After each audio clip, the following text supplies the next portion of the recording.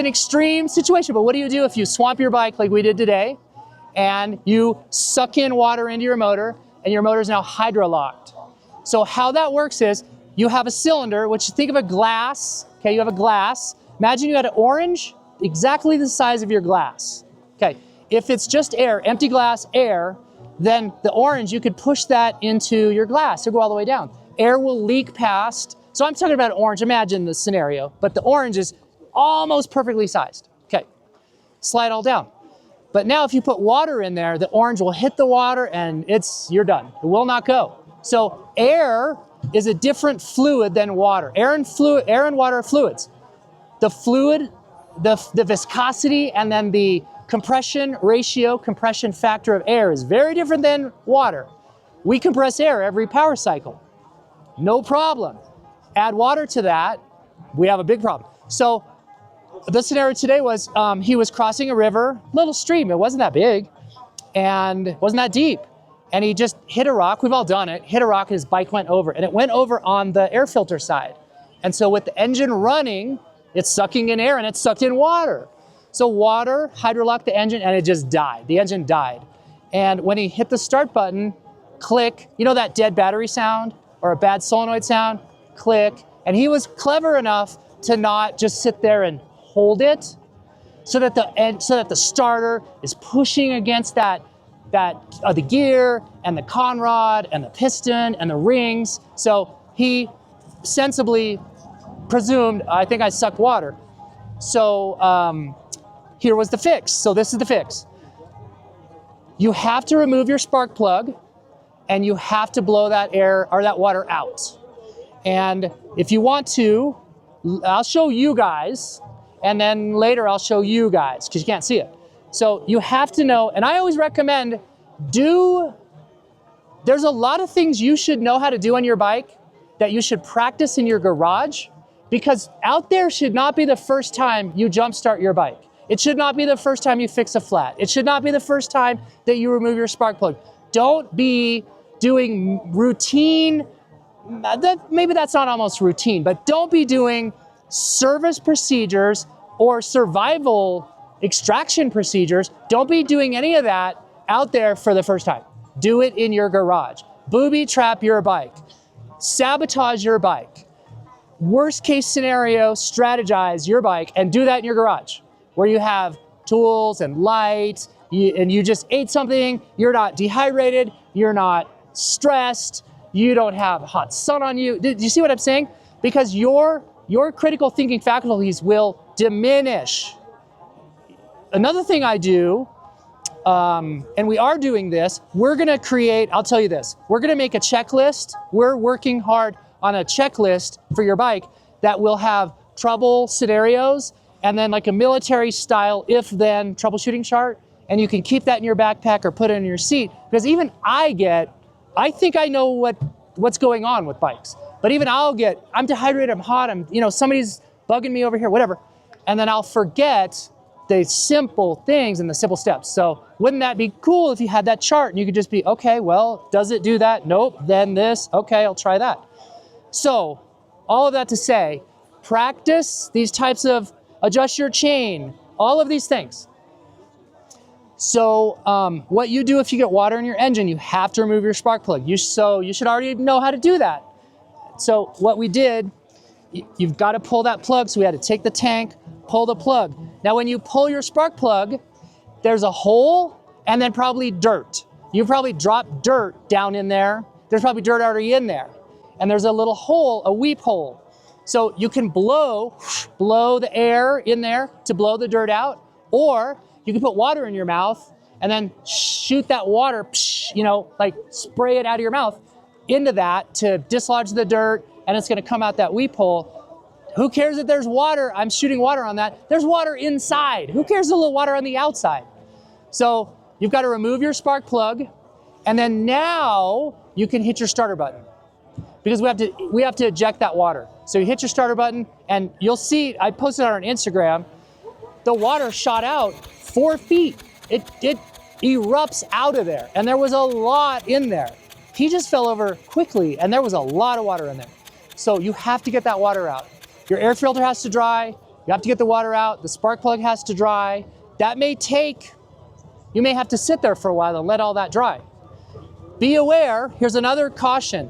As you are hitting that start button, crank, crank, crank, crank, crank, you're pulling power from the battery. So you have to be aware that you can cascade your problems. Yeah, we had water in the motor, but now we're gonna run our battery dead. So you just have to have situational awareness of one thing may cause another thing and another thing. So you should have a jumper pack, which we did. So if we would have depleted our battery, we were prepared with the jumper pack. That's pretty straightforward. You also may get, great, I wasn't gonna talk about that. Thank you. You also may have water in your muffler. That water will be absorbed into the fiberglass batting inside the muffler. When the engine, when you get everything restored and you're running again, the heat is gonna expand that water, it's gonna create steam. That steam is gonna put back pressure on your exhaust gases. Your bike may be hard to start, it may be hard to run, it may be down on power. Normal, don't freak out, that's normal because that steam has to burn off. We gotta get that water out of there. And so after a really big sinking, you may also wanna, like, with some help, pull your bike up so the water that was in your exhaust, you can get that out, drain that out. But again, that fiberglass batting is gonna be wet and it's gonna make steam, and that steam is gonna, there will be an absolute noticeable decrease in power. It'll have side effects. In time though, that will blow out, or not blow out, but it'll burn, evaporate off, and then you'll be back to full power. So best case scenario, so let's talk about best case, worst case. Best case scenario, your bike falls over, you were at idle speed, which he was, the piston came up at low RPMs, hit the water, it stopped the motor, it didn't bend a rod, it didn't fold the rings, not that big of a deal. We got the water out, he did not have water in his exhaust because he fell to the left side and no water went in there. So it was a pretty, as far as that goes, pretty easy. Worst case scenario, that's your situation. Worst case scenario is the bike goes full under. I swamped a bike in Idaho once and it worked out where the river took it, it was underwater and spinning. My buddy had to jump off his bike and we had to grab it and hold it and pull it in. It was nuts. Water went up the muffler. Water was everywhere. We had to do the wheelie thing to get the water out. And I got water in the oil because you have a vent, crankcase vent hose. And so the force of the river shoved water everywhere. So that was a bad one. We had to do everything that we just talked about. And I looked at my oil level and it was over the window because something got added, water got added to my crankcase. So in that instance, after we got it running again, I had the steaming problem. I had steam coming out. But you have to baby that bike. You have to baby it because you have diluted oil. You have water in your oil. Your viscosity's shot, your oil's shot. So you have to really gently get that bike out of the mountains or wherever you are to the next town where you can find a gas station or find a car parts. Now you're improvising. You're totally improvising because you did not plan on changing your oil right then, right there. But this is your life now. So you've got to figure all that out. You cannot ride that oil at high speeds, high loads. You have to baby that sucker. And then you have to change the oil as quickly as possible. So as soon as you can, you have to change it as thoroughly as you can. And it might take 2 or 3 rounds. So you would drain it and then refill it and run it at idle, run it, warm it up. And then that's gonna be milky and nasty. Drain that and do it again. It might take 2 or 3 times. If you have a recluse clutch that's older than 2023, recluse fibers, whether you have a recluse auto clutch or recluse standard clutch, recluse used to use a formula where they would glue their friction pad material to the plate, and that material or the glue they used was subject to hot water, and it would come off and it would clog up your oil intake and you burn up a motor. Tragic. Ask me how I know. So Recluse has since changed their formula, and now So now you can run an oil, you could run watery oil on a recluse clutch and it's okay if you have a new late model clutch. And that was a fun, lot of emails figuring that out. So oil with water is a thing, water in the engine's a thing. Any questions about that? With the quick bleeders, does that allow more water in if you have a tip on the forks? No. Are they sealed? No. Yeah. I mean, theoretically, water could find its way in there. I think you'd have to have pressure and time. Yeah. So just a normal tip over? A tip over to stream is not going to put water in your suspension. No. That's all I was hoping to present. Now, questions? If you have to change your oil because of the water, is that filter, can you drain that filter and reuse it? Ooh, that's a great question. Okay, that's a money question. What happens to your filter? So a paper filter becomes super saturated with water, and that water will not, so the water molecules will plug up all the little, so a paper filter is a mesh media. So imagine you had a bunch of tumbleweeds, you shove a bunch of tumbleweeds together and you're trying to blow air through it, and some of that air has dirt in it. Well, some of those tumbleweed, crisscrosses are going to be really small, and it might grab a piece of dust. Okay, so can you imagine? I don't know if that's a great analogy, but I think you understand what I'm saying. Okay, so you have crisscross paper fibers. There's these little paper strings, and they just lay them all down randomly, and they become like a crisscross. And so particles of those crisscrosses are many different sizes, random.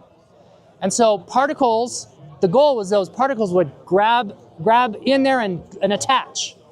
Water fills them all. And so that filter is full, saturated. It is nothing can get through it. And so your oil will go to bypass. So all these engines have a way to deal with that. If you can't pass oil through the filter, you'll trip the bypass ball and spring, and the oil will continue to circulate, but it's not being filtered. So that's a thing. But you're riding your bike really chill, you're getting to town. Now that filter, what do you do with that filter?